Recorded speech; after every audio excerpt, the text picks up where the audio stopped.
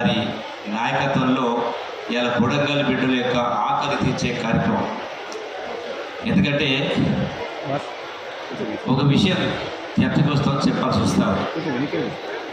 ఒక మంచి కార్యక్రమం, చాలా గొప్ప కార్యక్రమం.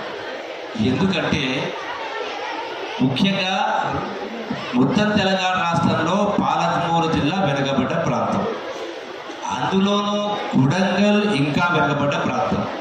అట్లా కొడంగల్ అయినా నారాయణపేట అయినా అట్లాగే అచ్చంపేట చాలా విద్యాలు.